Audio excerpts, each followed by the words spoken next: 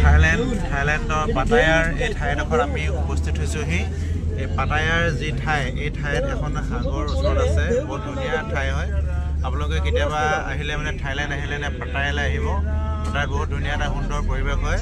ইয়াত দেখিছেনে ফৰেইন কাণ্ট্ৰিৰ মানুহবিলাক বেছি আহে ইয়াত, আৰু ইয়াত মানে বহুত এনজয়মেণ্ট কৰে মানুহবিলাকে আহি ৰ'দত শুই থাকে। হোৱা মূল কাৰণ হৈছে কি, আমেৰিকাৰ যিসকল ব্যক্তি আছে তেখেতলোকে ইয়াত খুব মানে এনজয় কৰিবলৈ আহে।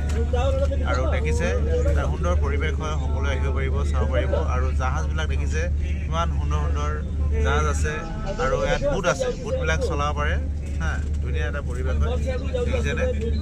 আপোনাক মই দেখাবলৈ চেষ্টা কৰিছোঁ। দেখিছে এইবিলাক দেখিছে। এতিয়া আমি হোটেললৈ গৈ আছোঁ, ভাত পানী খাই মেলি আকৌ আমাক নিব এঠাইলৈ।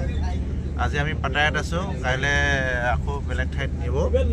খুব ভাল লাগিছে, এনজয়মেণ্ট হৈছে। আৰু সেইকাৰণে সকলোকে অনুৰোধ কৰিছোঁ যে ৰিয়াংছৰ লগত প্ৰত্যেকে জড়িত হওক আৰু প্ৰত্যেকৰ নিজৰ নিজৰ সপোনবিলাক ফিল আপ কৰিব পাৰিব। দেখিছেনে ইমান সুন্দৰ এটা পৰিৱেশ।